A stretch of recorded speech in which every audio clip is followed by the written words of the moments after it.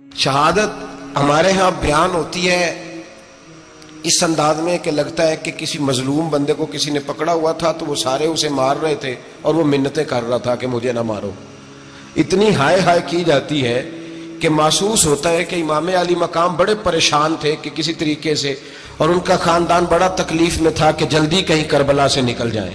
हालांकि इस धरती पे, इस कायनात पे सब्र, शुजात, इस्तकामत और हौसला जिससे कायनात सीखेगी वो सिर्फ इमाम हुसैन ही है। इतने बड़े साबिर आदमी के बारे में इस तरह का रवैया इख्तियार करना कि वो तो गोया इस तरह कर रहे थे कि बस किसी तरीके से मेरी माज, तो ये इमाम हुसैन की मजलूमियत सुना के लोगों को इस तरह का कर दिया जाता है। ये अंदाज बताया जाता है कि शायद वाक़या करबला रोने धोने का नाम है, हालांकि बात ये नहीं है। यजीद की लश्कर जो इमाम हुसैन के मुकाबले में आया, इमाम हुसैन के लश्कर की तादाद 72 थी, तो यजीद ने 22,000।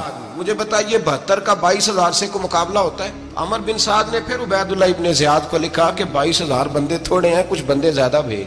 तो अमर बिन साद को उबैदुल्लाह इब्ने ज़ियाद कहने लगे कि तू पागल तो नहीं हो गया, 72 के लश्कर का 22,000 भेजा, और कितना भेजूं? तो उसने कहा तुम्हें ये नहीं पता ये लोग कौन है? ये मौला अली शेर खुदा की औलाद है। इनमें एक एक शख्स ऐसा है जो एक एक हजार के मुकाबले में लड़ना जानता है। तो यहां कमजोरी दिखाई जाती है। हमारे बच्चे समझने लगे हैं कि ये शायद कोई ऐसी दास्तान है, और इस तरह का माहौल टीवी पे मैं देख रहा था, इस तरह का माहौल बनाया जाता है जैसे कोई खौफ है। यानी वाक़या करबला कोई ऐसा वाक़या जिसे देख के खौफ तारी हो जाए, बच्चे रातों को डरे। वो अकेले दरख्त दिखाए जा रहे हैं और तीर दिखाए जा रहे हैं। ओ यार, क्या कौम की तरबियत कर रहे हैं? वाक़या करबला हौसले का नाम है, दलेरी का नाम है। सुने बात असल में क्या थी, बड़े ठंडे दिमाग से मेरी बात को समझिएगा। हजरत मौला अली शेर खुदा के बाद मुसलमानों के मुतफिका अमीर बने थे हजरत अमीर माविया। उन्हें अमीर किसने बनाया था? इमाम हसन ने, हजरत अली के बड़े साहिबजादे। हजरत इमाम हसन ने उनसे सुलह की, उन्हें खिलाफत दी, और सही बुखारी में नबी पाक ने फरमाया था मेरा बेटा हसन सरदार है, जब मुसलमानों की जमातों में लहू बह जाएगा तो हसन उनकी सुलह करा देगा। वो सुलह इमाम हसन ने कराई। जनाब अमीर माविया अमीर बन गए। हजरत अमीर माविया रदी अल्लाह ताला अन्हो बड़ा प्यार करते थे नबी पाक से, बड़ा एहतराम करते थे हुजूर के खानदान का। उनकी जो इज्तिहादी खताएं हैं वो अपनी जगह पे मौजूद हैं। चूंकि इमाम हसन ने उनसे सुलह कर ली, लिहाजा हम भी उनके बारे में कोई जुमला कहने के मजाज, हमारी मजबूरी इमाम हसन है, इसलिए कि जिसे इमाम हसन सही कहे फिर इमाम हसन के मानने वाले को उसे गलत नहीं कहना चाहिए। हजरत अमीर माविया रदी अल्लाह ताला अन्हु का जब विसाल हुआ तो हजरत इमाम हसन पहले ही उनसे विसाल कर गए, आपको जहर दे दिया कि आप शहीद हो गए। इमाम हुसैन मौजूद थे। तो यजीद के बारे में लोगों ने कहा जनाब अमीर माविया से कि ये ठीक है, मुनासिब है, और बहादुर है, दलेर है, वो जो होते हैं ना खुशामदी टोला। तो हजरत अमीर माविया के गिर्द भी कुछ ऐसे लोग थे, उन्होंने आपसे कहा कि यजीद को नामजद कर दें। तो आपने यजीद को बुलाया, हवाला मुझसे देख लीजिएगा, बुला के फरमाया कि 3 बंदों के सामने अपनी खिलाफत पेश करना, अगर वो तुझे मान जाए तो अमीर बन जाना, ना माने तो चुप करके घर बैठ जाना। वो 3 बंदे कौन है? जनाब अब्दुल्ला इब्ने अब्बास, हजरत अब्दुल्ला बिन जुबैर और इमाम हुसैन रदी अल्लाह ताला। ये वसीयत फरमाई जनाब अमीर माविया। हजरत इमाम हुसैन की वो शख्सियत थी कि मिशकात में हदीस है, नबी पाक सल्लल्लाहु ताला अलैहि वसल्लम की चच्ची जनाब उम्मे फजल सुबह सुबह घबराई हुजूर की बारगाह में आई, अर्ज की या रसूल अल्लाह सल्लल्लाहु अलैहि वसल्लम आज मैंने अजीब ख्वाब देखा है, मैं डर गई हूँ। हुजूर ने फरमाया चच्ची क्या देखा? अर्ज की हुजूर मैंने देखा है कि आपके वजूद का गोश्त का एक टुकड़ा कट के मेरी झोली में आ गया है। हुजूर ये क्या है? तो महबूब ख्वाब सुन के मुस्कुराए, फरमाया चची ये परेशानी वाला ख्वाब नहीं, ये तो खुशी वाला ख्वाब है। अल्लाह फातिमा को बेटा अता करेगा और वो तेरी गोद में खेला करेगा। चूंकि वो मेरे वजूद का टुकड़ा होगा लिहाजा ख्वाब तुझे ये आई है। तो इमाम हुसैन पैदा हुए, इमाम हसन की उम्र अभी 11 महीने थी। तो नबी पाक ने इमाम हुसैन को जनाबे उम्मे फजल अपनी चची की गोद में दे दिया कि फातिमा के लिए दोनों बच्चे संभालना मुश्किल होगा। वो ख्वाब इस तरह पूरी हुई। इमाम हुसैन से हुजूर ने बड़ा प्यार किया, बड़ी मोहब्बत फरमाई नबी पाक से। कुछ हदीसें मैंने जुमे में अर्ज की थी। हजरत अबू हुरैरा रदी अल्लाह ताला अन्हु कहते हैं ये वाहिद बच्चा था हुजूर के घराने का कि मैंने देखा कि नबी पाक सल्लल्लाहु अलैहि वसल्लम बैठे थे तो ये हुजूर से कह रहे हैं, नबी पाक से, कि नाना जी उठ के खड़े हो। کہتے ہیں حضور کھڑے ہو گئے تو کہنے لگے میں نے آپ کے برابر جانا ہے. بچے جو مرضی ضد کر لیتے ہیں نا. قد چھوٹا تھا, عمر 7.5 سال تھی. کہنے لگے نانا میں نے برابر جانا ہے. تو نبی پاک صلی اللہ علیہ وسلم نے ہاتھ پکڑ لیے, فرمایا چل پھر ہو جا برابر. تو حضرت ابو ہریرہ کہتے ہیں انہوں نے حضور نے ہاتھ پکڑے, اوپر کھینچا تو امام حسین نے پہلے اپنے پیر حضور کے گھٹنوں پہ رکھے, پھر نبی پاک کے سینے پہ رکھے, اور جب ان کا قد سر تھوڑا سا حضور سے اونچا ہو گیا تو محبوب فرمانے لگے چل بس کر, تو نے تو کہا تھا آپ کے برابر ہونا ہے, تو اوپر نکل گیا ہے, چل بس کر. فرماتے پھر امام حسین نے زبان باہر نکالی تو محبوب ان کی زبان چوسنے لگے, پھر ساتھ لٹا لیا اور انہیں سونگھنے لگے. تو میں نے عرض کی حضور آپ حسین کو سونگتے کیوں ہیں؟ تو فرمایا ابو ہریرہ مجھے حسین کے وجود سے جنت کی خوشبو آتی ہے, مجھے حسین کے وجود سے جنت کی. ایک دن حضور گزر رہے تھے, اصل اس طرح تھا کہ یہ نبی پاک کا حجرہ تھا. جن لوگوں کو اللہ نے مدینے کی زیارت کرائی ہے وہ جان سکتے ہیں, نبی پاک کا حجرہ تھا تو حضور کے حجرے کی اس جانب یعنی مسجد کی جو بالکل سیدھ ہے اس کی بیک میں سیدہ فاطمہ رہتی تھی. تو حضور اکثر نہ نماز کے لیے جب نکلتے تو حضرت فاطمہ کے حجرے کے پاس سے ہو کر دوبارہ محراب میں جاتے. محبوب حجرے کے پاس سے گزرے تو امام حسین رو رہے تھے, تو حضرت فاطمہ نے کسی بات میں جھڑک دیا تو امام حسین رونے لگے. تو نبی پاک نماز کے لیے گئے تو واپس لوٹ آئے, اور واپس تشریف لا کے کہا فاطمہ حسین کو کیا ہوا؟ عرض کی یا رسول اللہ تنگ کر رہے تھے میں نے ڈانٹ دیا ہے. کیا خوبصورت جملے ہیں حدیث پاک میں. سرکار نے فرمایا فاطمہ اس کو حسین کو نہ رونے نہ دیا کر, یہ جب روتا ہے نا تو میرے دل کو تکلیف ہوتی ہے. تو بی بی صاحبہ کہتی ہیں یہ حکم آیا نبی پاک کا میرے نام, پھر میں نے ڈانٹنا چھوڑ دیا. یہ ان کے فضائل تھے کم, ان کی تربیت خود نبی پاک نے فرمائی, خود ڈیوٹی.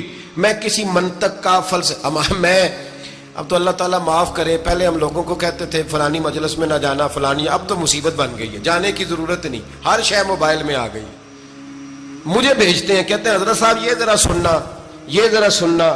کل کراچی سے کچھ مہمان آ گئے تو اب بچوں نے وہ کلپ سنبھال کے یہ مولوی دیکھو کیا کہتا ہے. اب آیتیں پڑھی جا رہی ہیں قرآن پاک کی, اتنا ٹکڑا یہاں سے لیتے ہیں, اتنا ٹکڑا یہاں سے لیتے ہیں, اور ملا کے پتہ نہیں کون سا مکسچر بنا رہے ہیں. کسی آیت کا ترجمہ نہیں, کوئی واضح حدیث نہیں. ایسے ہوا ہوگا پھر اس کو اس سے جوڑ لیں تو کیا بنتا ہے, اتنی جمع کر. یہ کون سا دین ہے جو توڑ مروڑ کے بیان کر رہے ہیں؟ کون سا مذہب ہے؟ دین تو واضح کھلی کتاب ہے. اب ہمارا یہ شوق ہے, ہم ہر تماشا دیکھنا چاہتے ہیں, ہم اپنے لوگوں کی قدر نہیں کرتے اور بڑی بڑی دور جا کے ہم غلط معاملات میں جاتے ہیں, پھر ذہن ہمارے شکوک کا شکار ہوتے ہیں. ہمیں سمجھنا چاہیے کوئی ایسی کسی دلیل کی ضرورت نہیں ہے.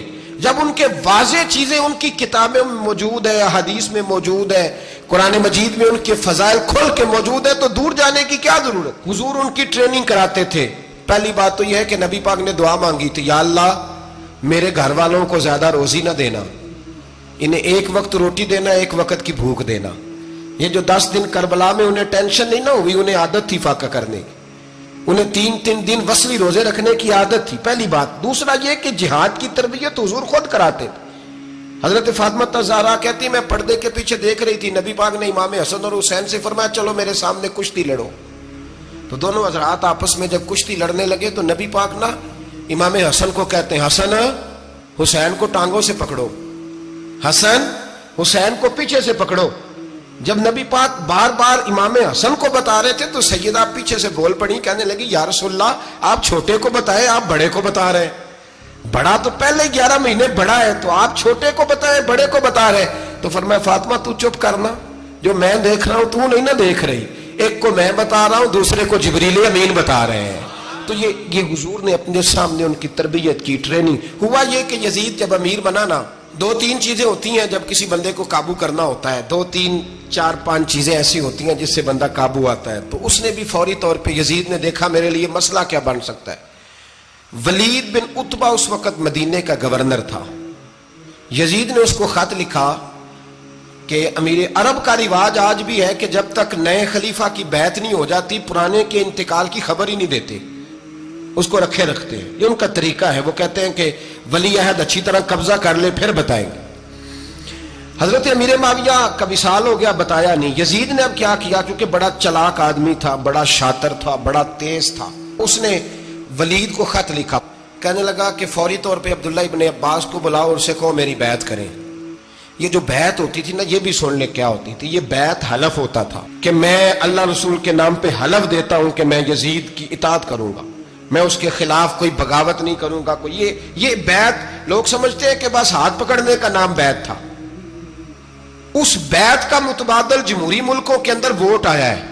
تو کہا بیعت کرے. حضرت عبداللہ ابن عباس کو بھی بلاؤ، عبداللہ بن زبیر کو بھی بلاؤ، امام حسین کو بھی بلاؤ. امام حسین آدھی رات کے وقت بیٹھے تھے مسجد نبوی میں، چونکہ 5 نمازوں کی آپ امامت کرتے. امام حسین نماز پڑھا کے عشاء کی بیٹھے تھے. جناب عبداللہ بن زبیر، عبداللہ بن زبیر کون تھے؟ یہ نبی پاک صلی اللہ علیہ وسلم کی پھوپھی پوتے تھے اور جناب صدیق اکبر کے نواسے تھے حضرت عبداللہ بن زبیر. اور جناب زبیر بن عوام عشرہ مبشرہ صحابی ہیں، ان کے بیٹے تھے. بہت زیرک آدمی تھے. یہ بھی امام حسین کے پاس بیٹھے تھے. عبداللہ ابن عباس بھی تھے جو حضور کے چچا کے بیٹے ہیں، اس امت کے پہلے مفسر ہیں قرآن پاک. یہ لوگ بیٹھے تھے. تو ولید نے ایک بندہ بھیجا، اس نے آ کے کہا جناب آپ کو گورنر صاحب نے بلایا ہے. تو عبداللہ بن زبیر کہنے لگے حسین اس وقت بلانے کی بات سمجھ میں نہیں آئی. تو امام حسین بڑے بصیرت والے تھے، اللہ نے بصیرت دی تھی. کہنے لگے عبداللہ آپ کو سمجھ نہیں آئی، مجھے سمجھ آ گئی ہے، امیر معاویہ وصال کر گئے اور یہ ہمیں جو بلایا گیا ہے نا، یہ یزید کی بیعت کے لیے بلایا گیا ہے. تو کہا پھر آپ آدھی رات کو نہ جائیں، آپ کے لیے خطرہ ہوگا. تو امام حسین فرمانے لگے خطرہ حسین کو نہیں ہوتا. نہیں کہا پھر بھی آپ مہربانی کریں ذرا احتیاط سے جائیں. تو جناب عبداللہ ابن زبیر نے، عبداللہ ابن عباس نے 14 بندے نیزے دے کے، تلواریں دے کے امام حسین کے ساتھ بھیجے اور کہا کہ امام حسین اگر اس نے کوئی غلط ملت بات کی نا، زبردستی بیعت کرنے کا کہا، تو آپ بس کوئی ایک بات اونچی آواز میں کر دینا، یہ سپاہی پیچھے آ جائیں گے. امام حسین ان 14 بندوں کو لے کے گورنر ہاؤس پہنچ گئے. جب آپ وہاں پہنچے اس نے بتایا، اس نے کہا جی حضرت امیر معاویہ انتقال کر گئے اور آپ نے یزید کی بیعت کرنی ہے. تو امام حسین فرمانے لگے میں چھپ کے بیعت نہیں کروں گا. مجمع لگاؤ، جمعے والے دن اعلان کرو. جو طریقہ ہے حضرت ابوبکر صدیق کا، جو طریقہ ہے حضرت عمر فاروق کا، جو انداز حضرت عثمان غنی کا ہے، جو مولا علی کا ہے، سر عام اعلان کرو. اگر ساری دنیا یزید کی بیعت کرے گی تو میں بھی تیار ہوں. تم مجھ سے بیعت لے کے پھر لوگوں کو بتانا چاہتے ہو کہ حسین بیعت ہو کر رہے ہیں تو تم کیوں نہیں کر رہے؟ میں عام آدمی نہیں ہوں، لہذا چھپ کے بیعت نہیں کرتا. جب یہ بات کی نا تو ولید بڑا نرم دل تھا اور امام حسین کی شان کو جانتا تھا. وہ جانتا تھا یہ نبی پاک کا خاندان ہے. اس نے کہا جی مجھے تو حکم تھا، باقی آپ حضور کے نواسے ہیں، میں کر کچھ. وہاں ایک بڑا بدبخت شخص بیٹھا تھا، عبد الملک بن مروان. وہ ولید سے کہنے لگا کہ اگر حسین آج تمہارے ہاتھ سے نکل گئے تو تمہارے لیے بہت بڑا مسئلہ کھڑا ہو جائے. انہیں جانے نہ دینا، یا بیعت کراؤ یا ان سے کہو جنگ کے لیے تیار ہو. تو امام حسین رضی اللہ تعالیٰ عنہ کے کانوں میں آواز گئی تو فرمانے لگے ابن مرجانہ، اگر تیرے اندر جرت ہے تو آ سامنے حسین کے، اس کے کانوں میں باتیں نہ کر، کانا پھوسی نہ کر، باہر آ میدان میں، شرارت نہ کر، باہر آ. میں تمہیں ابھی بتاتا ہوں کہ حسین سے مقابلہ کرنے کا انجام کیا ہے. یہ کہہ کہ امام حسین باہر نکلے، اپنے بھائی محمد بن انفیہ کو بلایا، عبداللہ بن زبیر، عبداللہ ابن عباس، ڈھیر سارے لوگ اکٹھے ہو گئے. فرمایا یہ معاملہ ہے، اب کیا کرنا ہے؟ تو وہ کہنے لگے حضور وقت ابھی مناسب نہیں ہے، آپ اس طرح کریں یہاں رکے، ہم مکے سے، عراق سے، کوفے سے لوگوں کو بلاتے ہیں، یہاں ایک بڑی مجلس مشاورت قائم کرتے ہیں. امام حسین فرمانے لگے اگر تم مشاورت قائم کرو گے تو ولید اور عبد الملک بن مروان وہ تو جنگ کرنے کو تیار ہے. اور نبی پاک نے فرمایا ایک مینڈا ہوگا جس کی وجہ سے مدینے کی گلیوں میں لہو بہے گا. فرمانے لگے میں وہ بکرا، وہ مینڈا نہیں بننا چاہتا. کہا پھر آپ کیا کریں گے؟ تو امام حسین رو پڑے. فرمانے لگے میں مدینہ چھوڑ جاؤں گا لیکن مدینے کی حرمت پامال نہیں ہونے دوں گا. امام علی مقام آدھی رات کے وقت نکلے. سیدہ فاطمہ کا دروازہ ایک اس دن تھا جس دن حضرت مولا علی کوفے چلے گئے اور دوبارہ آج تالا لگا جب امام حسین نکلے. آپ جنت البقیع کے پیچھے کھڑے ہو کے حضور کا روضہ دیکھنے لگے. اس وقت گنبد تو نہیں ہوتا تھا، روضہ دیکھنے لگے. نانا تیرے کرم کے خزینے کی خیر ہو، میں جا رہا ہوں تیرے مدینے کی خیر ہو. سارا خاندان لے گئے، مکے تشریف لے گئے. حج کے ایام قریب آنے والے تھے. امام حسین نے وہاں لوگوں سے باتیں کی. جب امام حسین وہاں پہنچے تو کوفے سے خط آنے لگے. کوفہ حضرت علی کا دارالخلافہ تھا، وہاں آپ کے محبین، پیار کرنے والے ڈھیروں تھے. انہیں خط لکھے کہ حضور آپ چپ کر کے بیٹھے ہوئے ہیں اور ہمارے اوپر یزید مسلط ہو گیا ہے. آپ اگر میدان میں نہیں نکلیں گے، آپ نہیں آئیں گے تو ہم اللہ کی بارگاہ میں شکوہ کریں گے کہ کوئی ہماری کمان کرنے کو تیار ہی نہیں ہوا، اور وہ خط 1 2 3 نہیں آئے، وہ خط اتنے تھے کہ 3 بوریوں میں بھرے تھے امام حسین، 3 بوریوں میں۔ اب مجبوری ہو جاتی ہے، حق کے لیے کئی دفعہ بات کرنا مجبوری ہوتی ہے، اگر نہیں کرے گا تو پھر اس کو بھی قبر میں جواب دینا پڑے گا۔ امام علی مقام رضی اللہ تعالی عنہ نے مکے میں اب لوگوں کو جمع کیا مشورے کے لیے۔ ہر بندے نے کہا حضور وہ بلا تو رہے ہیں پر اپنے وعدوں کے پکے، کہا حضور وہ پکے نہیں، آپ نہ جائیں۔ ہر بندے نے کہا حالات ٹھیک نہیں، حالات گراؤنڈ ریالٹی صحیح نہیں، یہی مشورہ آج بھی ہر بندہ دیتا ہے، ابھی حالات نہیں۔ اتنے خراب حالات کبھی نہیں ہوئے تھے جتنے امام حسین کے دور میں تھے، لیکن فرمایا میں دین کے خلاف غلط حکمران کو مسلط ہونے کی اجازت، بول کے بتائیے، بول کے، غلط حکمران کو مسلط ہونے کی اجازت، مزاحمت کروں گا، مخالفت کروں گا۔ امام کہنے لگے کوئی بات نہیں، وہ میرے ساتھ چلے نہ چلے لیکن میں کوفے جاؤں گا، وہ لوگ میرے ساتھ کھڑا ہونے کو تیار ہے تو وہ جھوٹ ہے یا سچ ہے پر میں چلوں گا۔ جب امام علی مقام نے اصرار فرمایا تو جو آپ کے قریبی صحابہ کرام کی اولادیں تھی ساری، یہ بھی اب بیماری ہے، کچھ لوگ کہتے ہیں جی صحابہ نہیں ساتھ چلے، تو میں کہتا ہوں اہل بیت نبوت کے تو کل افراد 21 تھے، تو 72 میں باقی اولادیں کس کی تھی؟ وہ ساری صحابہ کی اولادیں تھیں، وہ سارے، پتہ نہیں کیوں اس طرح کا فلسفہ بیان کیا جاتا ہے جس میں حالات خراب ہو۔ حضرت سیدنا امام علی مقام کو جب بہت زیادہ کہا گیا نا تو امام حسین رضی اللہ تعالیٰ انہوں نے فرمایا چلو میں ایک کام کرتا ہوں، مسلم بن عقیل کو بھیجتا ہوں، حضرت علی کے بھتیجے ہیں، امام حسین رضی اللہ تعالیٰ عنہ کے چچا کے بیٹے ہیں، حضرت عقیل کے صاحبزادے مسلم بن عقیل بڑے سمجھدار آدمی تھے، معاملہ فہم تھے، بڑے جری تھے، اتنا زبردست مشورہ کم لوگ دیتے ہیں جتنا حضرت مسلم بن عقیل دیتے تھے۔ ان کو بھیجا گیا کوفے۔ اب اس میں بڑی تفصیل ہے، وہ اپنے 2 بچے بھی لے گئے۔ جب وہ کوفے پہنچے نا تو کوفے پر جناب نعمان بن بشیر کی حکومت تھی، آپ گورنر تھے اور اہل بیت سے بڑی عقیدت رکھنے والے، نرم رویہ۔ عبید اللہ ابن زیاد کوفے کا گورنر نہیں تھا، یہ کسی اور علاقے کا تھا۔ جب آپ وہاں پہنچے تو نعمان بن بشیر نے دیکھا کہ حضرت مسلم بن عقیل آئے ہیں تو لوگ دوڑے ان کی بیعت کرنے، بھاگے، اتنے لوگ جمع ہوئے کہ ایک دن میں 17,000 آدمی نے بیعت کر لی۔ کتنے بندے جی؟ 17,000 آدمی ایک دن آیا۔ اب وہ جو امام مسلم بن عقیل کے وہاں نعرے لگانے والے تھے کہنے لگے حضور یہ پہلے دن کی کارکردگی ہے، 2-4 دن میں دیکھیے کیا ہوتا ہے۔ 2-4 دن میں کیا ہوا؟ 40,000 آدمی نے بیعت کر لی۔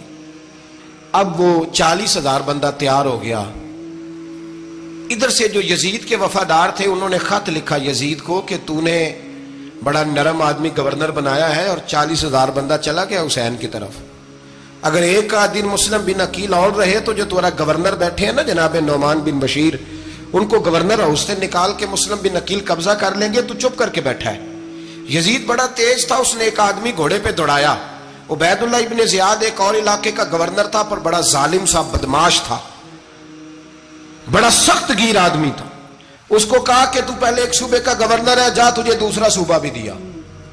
اس طرح کار فوری طور پہ کوفے پہنچ اور جا کے مسلم بن عقیل کو گرفتار کر، جو آدمی ان کا ساتھ پھر بھی دے اسے قتل کر دے۔ اس نے کیا کیا؟ وہ آدھی رات کو آیا، منہ چھپایا، جبہ پہنا، لوگ سمجھے امام حسین آ گئے۔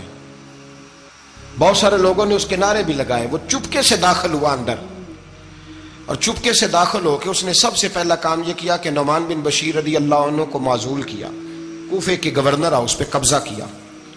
پھر اس نے اسی وقت سوئے ہوئے سرکردہ لوگ، جس طرح ایک گاؤں کا چودھری دوسرے کا محلے میں قبیلوں کے جو لوگ تھے چودھریوں کو بلایا، کچھ کو سزائیں دی، کچھ کو سخت کہا، کچھ کو ان کے عیب گنوائے کہ وہ تمہارا فلانا مسئلہ پھر خراب کر دوں گا، بلیک میل کیا۔ صبح ہونے تک حالات اگر تم نے میرے قابو میں نہ کیے تو یاد رکھنا بڑا مشکل ہوتا ہے حق پہ کھڑا ہونا، بڑی چیزیں لوگوں کو یاد آتی ہیں، اللہ جانتا ہے۔ پہلے کچھ ہوتا ہے، بعد میں معاملہ کچھ ہوتا ہے۔ حضرت مسلم بن عقیل کے ساتھ جس دن عبید اللہ ابن زیاد آیا 40,000 کا لشکر تھا۔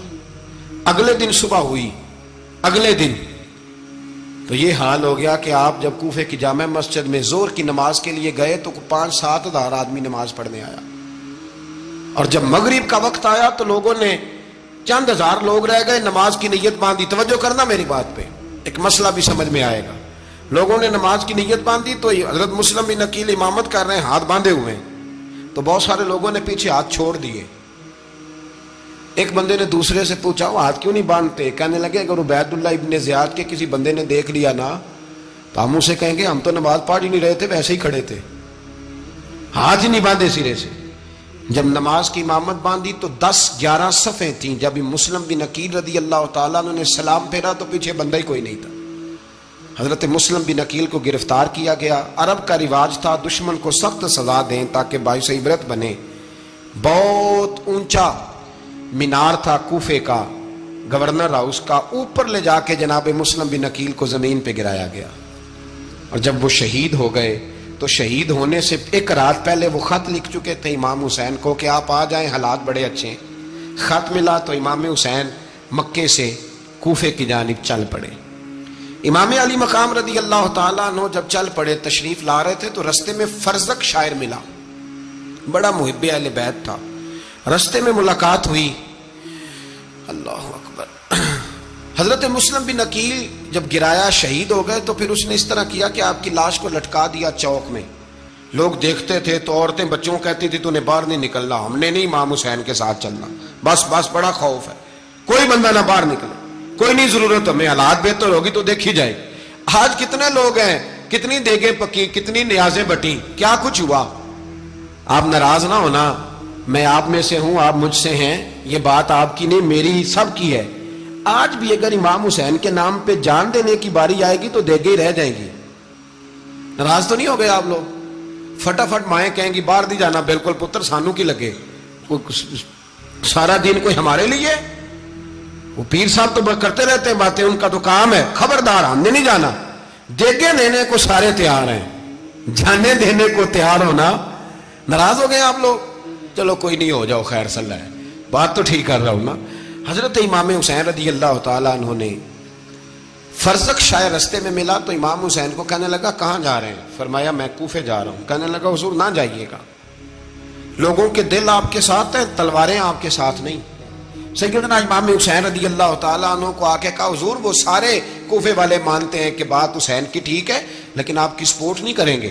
اور اگلی بات فرزق نے یہ کی کہ حضور میں حضرت مسلم بن عقیل کی لاش کو لٹکی ہوئی دیکھ کے آیا ہوں کوفے کے چوک میں.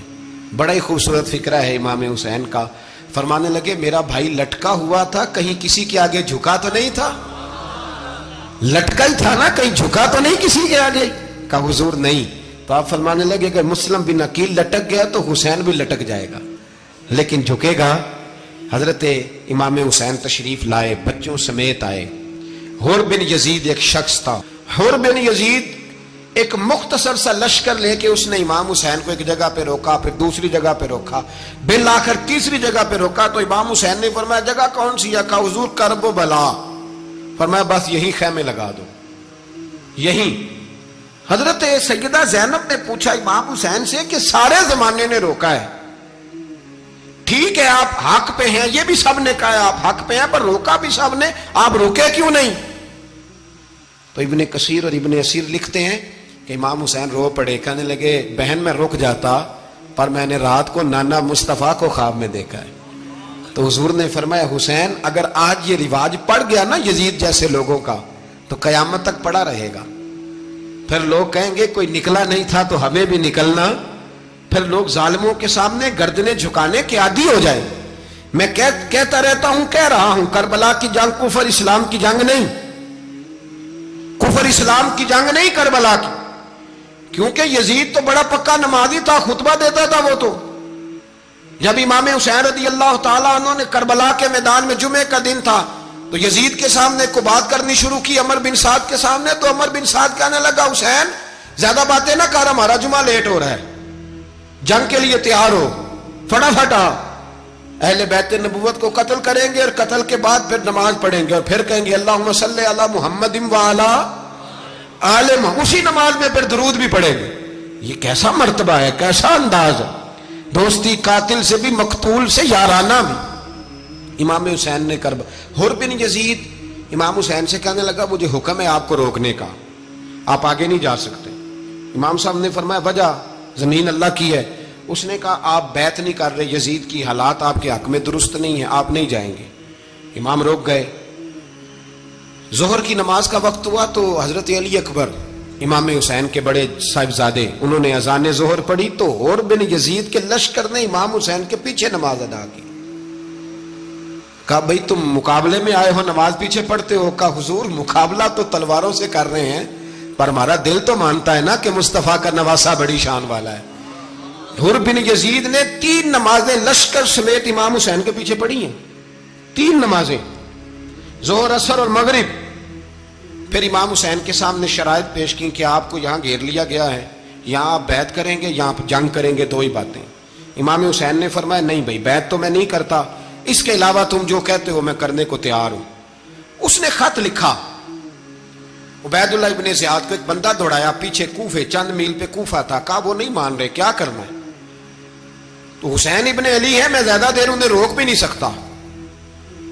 انہوں نے پیغام دیا حر بن یزید کو کہ کرنا کچھ بھی نہیں, ان کا پانی بند کر دو, بلیک میل کرو, کھانا پانی نہیں ملے گا, چھوٹے چھوٹے بچے ہیں, خود ہی مان جائیں گے. حضرت امام علی مقام کے بارے میں حر کے پاس جب یہ پیغام آیا تو حر کہنے لگا میری طبیعت نہیں مانتی حسین پر پانی بند کرو, دل نہیں مانتا. جب یہ لفظ کہے نا دوبارہ تو پھر عبید اللہ ابن زیاد نے عمر بن سعد کو 10,000 آدمی دے کے بھیجا. کہا حر بن یزید لچک دکھا رہا ہے حسین کے حق میں. ایک رے کا علاقہ تھا, بڑی وہاں فصل ہوتی تھی, لوگ کوشش کرتے تھے وہاں کا گورنر بننے کی, کوشش کرتے تھے. تو عبید اللہ ابن زیاد کہنے لگا تمہیں رے کی گورنری ملے گی, سب سے سرسبز و شاداب علاقہ, تمہیں وہاں کا گورنر بنایا جائے گا اگر حسین کے خلاف لڑو گے. یہ اتنی زبردست ہوتی ہیں گورنریاں کہ گورنریوں کے لیے لوگ نسل رسول کے خلاف بھی نکل آتے ہیں. یہ اتنی تگڑی ہوتی ہیں, اتنی جلدی وفاداریاں بدلتی ہیں. وقت اتنا نہیں کہ میں مزید تفصیل میں جاؤں. امام حسین کو روک لیا گیا, عمر بن سعد نے روک لیا. 1 محرم کو امام آئے, 7 محرم تا روکا گیا, 7 محرم کو پانی بند کر دیا. جانور پانی پیتے تھے, گھوڑے پیتے تھے, کتے پیتے تھے, لیکن مصطفیٰ کے گھرانے کو پانی پینے کی اجازت.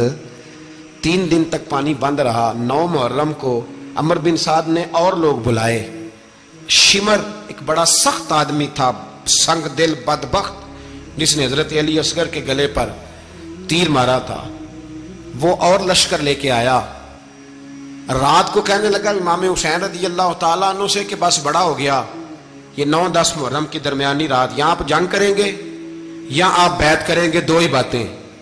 امام حسین اندر گئے, سیدہ زینب سے مشورہ کیا, باہر آئے, فرمایا بات وہی ہے جو پہلے دن والی ہے. امام حسین رضی اللہ تعالیٰ عنہ نے فرمایا بھائی بیعت تو میں نہیں کرتا, باقی جو تمہارا پروگرام ہے. شمر اور ابن سعد کہنے لگے پھر جنگ کے لیے تیار ہو جائیں. کیا انداز ہے امام حسین کا, فرمانے لگے کل جنگ کروں گا, مجھے پتا تو ہے جنگ کا نتیجہ کیا نکلنا ہے, 1 رات مجھے دے دو تاکہ میں کھل کے اپنے رب کی عبادت تو کر لوں. حسین نے جانا ہے, مجھے پتا ہے کل رزلٹ 72 اور 22,000 کا کیا 1 رات مجھے دو, میں مالک سے راز نیاز تو کروں.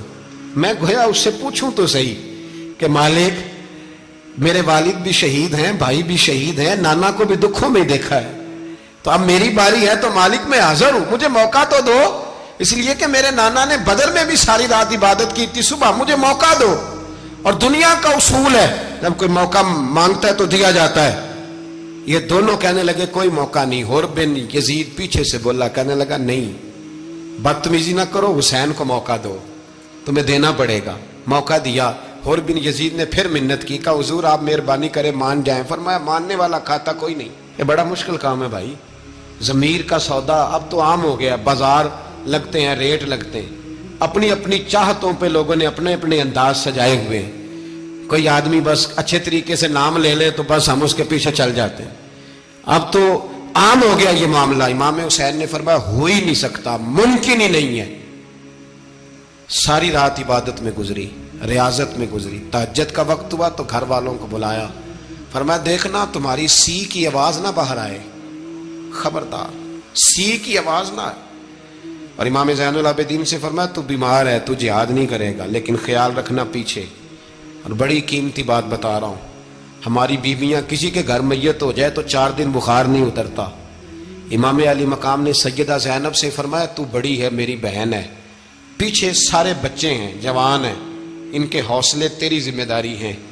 صبح جنگ کا طبل بجنے لگا، فجر کی نماز پڑھی، سورج چڑھا، 10 محرم کا دن، جمعے کا وقت، جناب سیدنا امام حسین رضی اللہ تعالیٰ عنہ نے ریت پر سجدے کیے، لمبے سجدے، لمبی نماز، سورۃ الشمس کی آیات دوسری رکعت میں پڑھی تو سارا کربلا گونجنے لگا۔ کیا انداز تکلم تھا امام علی مقام کا۔ نماز مکمل ہوئی تو حور بن یزید، عمر بن سعد اور شیمر سے کہنے لگے واقعی حسین سے لڑو گے؟ پتہ نہیں کون ہے۔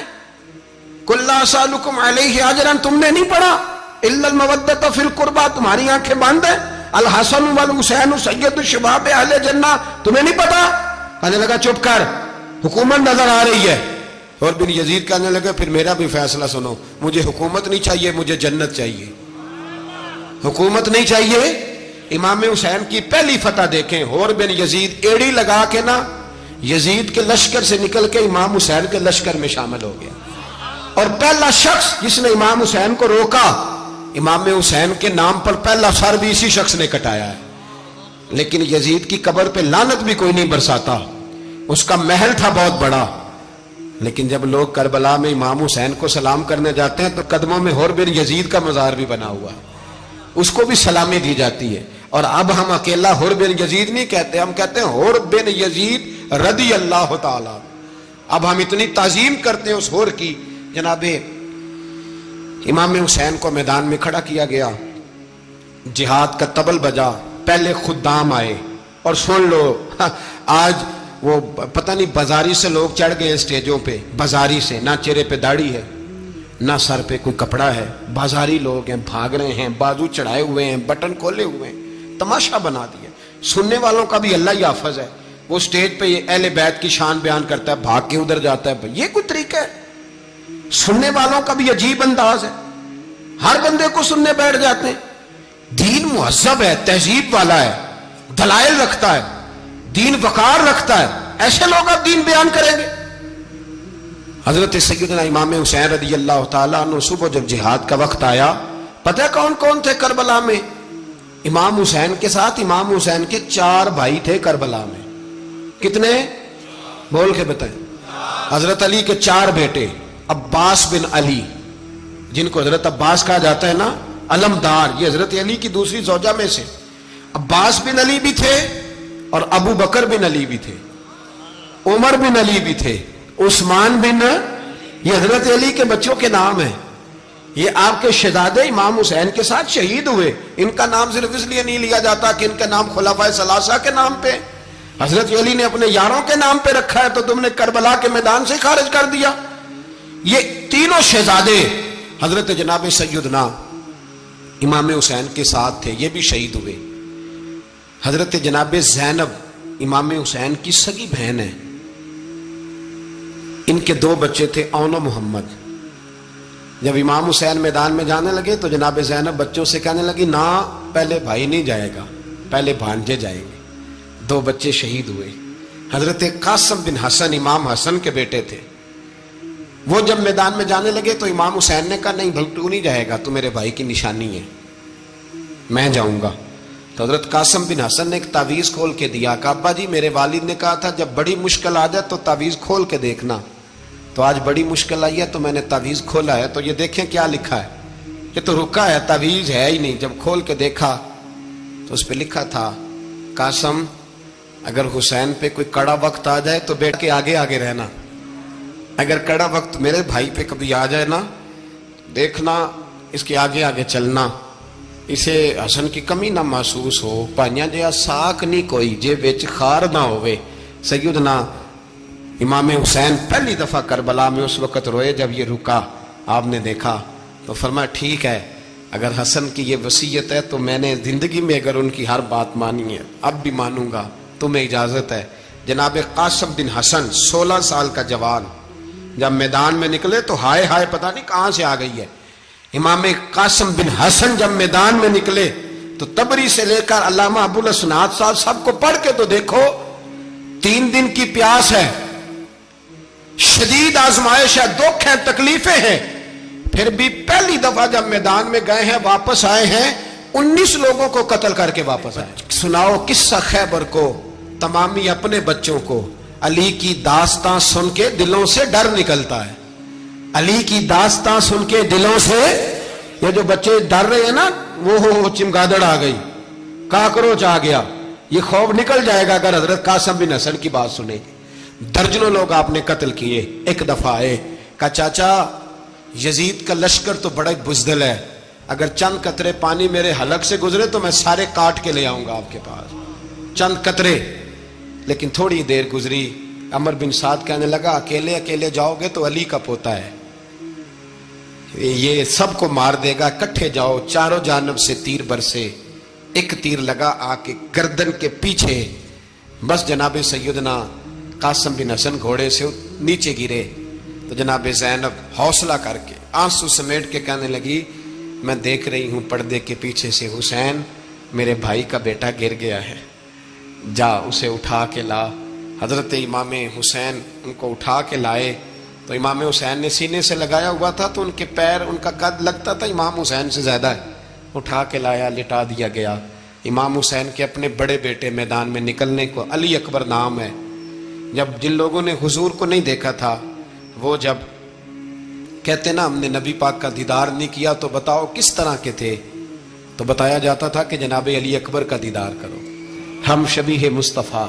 اور جب وہ گلیوں میں نکلتے تھے تو عورتیں چھتوں پہ چڑھ جاتی. جناب علی اکبر رضی اللہ تعالیٰ عنہ تلوار لے کے میدان میں نکلے، جوان بیٹے دینے بڑے مشکل. او یارو رٹا کیا ہے یہ تو بتاؤ، کہ ظالم آدمی حکمران ہے یار، یہ رٹا ہے، ایک ظالم کا رستہ روکنا ہے. اس رٹے کے لیے ہم شبیہ مصطفیٰ جناب سیدنا امام علی اکبر میدان میں نکلے، بڑے لوگ مارے، بڑے. پھر ایک تیر ان کے بھی گلے میں لگا، اور جب وہ گرے نا زمین پہ تو حضرت امام حسین دوڑ کے آئے، دوڑ کے، اور جب تشریف لائے تو ان کے گلے سے تیر کھینچا تو ایک جملہ لکھا ہے صاحب تبری نے، اس نے حد کر دی. کہنے لگے تیر کھینچا تو امام حسین کی آنکھوں میں آنسو آئے. کہنے لگے کاش جناب ابراہیم آج میرے سامنے ہوتے تو میں انہیں کہتا کہ آپ نے تو بیٹا ذبح کرتے وقت آنکھوں پہ پٹی باندھی تھی، دیکھو میں کھلی آنکھوں سے بچے ذبح کر رہا، کھلی آنکھوں. کاش جناب ابراہیم خلیل ہوتے تو انہیں کہتا.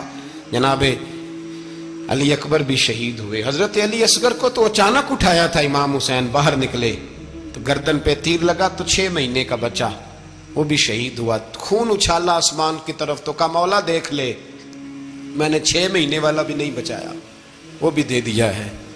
پھر حضرت عباس کو بیٹیوں نے کہا کہ اب نہ، کچھ کہتے ہیں پہلے شہید ہوئے، کچھ نے لکھا بعد میں، کہ اب ہم سے پانی کے بغیر نہیں رہا جاتا. تو جناب عباس پانی کا مشکیزہ لے کے نکلے باہر، ایک ہاتھ کٹا، دوسرے پہ مشکیزہ وہ بھی کٹا، پھر پانی تو بھر لیا تھا لا نہ سکے، پھر گردن کٹی تو شہید ہوئے.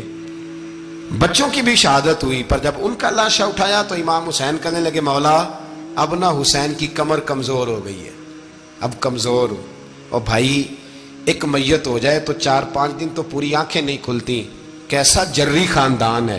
تھوڑی دیر گزری تو امام علی مقام نے پٹکا باندھا، سر پہ دستار باندھی، مولا علی کی تلوار پکڑی، نبی پاک کا امامہ باندھا اور گھوڑے پہ سوار ہوئے. تو کہنے لگے زینب گھر تیرے حوالے اور میں اللہ کے حوالے، گھر تیرے حوالے اور میں.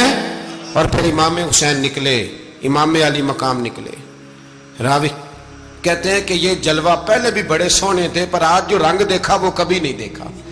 کیا انداز تھا، جدھر جاتے نعرہ لگاتے تو حد ہو جاتے. اتنے لوگ امام حسین نے کاٹے، اتنے کاٹے، پھر واپس پلٹ کے آئے اور کہنے لگے زینب ذرا پردے کے پیچھے سے دیکھ تو صحیح میری بہن، ان بزدلوں کو جرت ہی نہیں ہو رہی حسین کے مقابلے میں آنے. ایک دوسرے کو دھکا دیتے، تو جا تو جا. پھر اکٹھے وار ہوئے. یہ کون ہے کٹا ہوا، لباس ہے پھٹا ہوا، یہ بال یقین حسین ہے، نبی کا نور عین ہے. پھر چاروں جانب سے تیر برسے. تو امام علی مقام چونکہ نماز کا وقت ہو گیا تھا، اترے گھوڑے سے، خون بہ رہا تھا، گرم ترین ریت سے تیمم کیا، سر سجدے میں رکھا، اور جب شمر آپ کی گردن کاٹنے لگا تو کہنے لگے ٹھہر جا ذرا رب سے ایک بات کر لینے دے. اور پھر بولے امام حسین, کہنے لگے مالک تو اب بتا کہ حسین سے راضی ہے کہ ناراض ہے, تو بتا. تو پھر ایک آواز آئی, یا ایتھا النفس مطمئنہ ارجعی الی ربک راضیۃ مردیہ. فرمایا نفس مطمئنہ واپس آ جا, تو اللہ سے راضی ہے, اللہ تجھ سے راضی. امام حسین وہاں شہید ہو گئے. اب یہ قافلہ امام حسین کا سر کاٹ, ذرا دیکھنا غور کرنا, سر کاٹ کے نیزے پہ رکھا ہے, جسم کربلا میں پڑا ہے. عورتوں کو گھوڑوں پہ بٹھا کے لے جایا گیا یزید کے دربار میں. یزید, پہلے عبید اللہ ابن زیاد نے بدتمیزی کی, پھر یزید نے کی. سعودی عرب کا ایک مولوی بول رہا تھا, سعودی عرب کا, ان سے بھی بڑا عشق ہے, جس نے تقریر سننی ہو میرے پاس ہے. ہمیں لوگ مشورے دیتے ہیں کہ جو یزید کو اچھا کہے اور حسین کو باغی کہے اس کو ہم امام مان لیں. اس بے شرم بے حیا کو جو نبی پاک کے گھرانے کے بارے میں بکے اسے امام. سعودی عرب میں مسجد نبی میں درس دینے والا جس نے تقریر سننی ہو میرے پاس ہے. وہ کہتا ہے یزید تو بڑا اچھا آدمی تھا, اس نے تو بڑی خدمت کی. تو میں نے اسے کہا رشتہ داری کر لیا یزید کے ساتھ, قریب ہو جا. شرم نہیں آتی؟ آج بھی نبی پاک کا دل دکھاتے ہو, حیا نہیں آتی, خیال نہیں آتا. اور لوگ گھر میں بیٹھ کے باتیں کرتے ہیں, کہتے ہیں جی جو بیت اللہ میں ہو وہ بھی برا ہو سکتا ہے. بیت اللہ میں تو 360 بت بھی تھے, وہ اچھے تھے.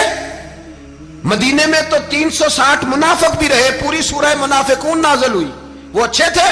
عجیب تماشا بنا دیا لوگوں نے مذہب کا. وہ آج بک رہا ہے, آج میرے پاس ویڈیو آئی ہے, کہتا ہے یزید نے تو بڑی خدمت, تو عبید اللہ ابن زیاد نے قتل کیا.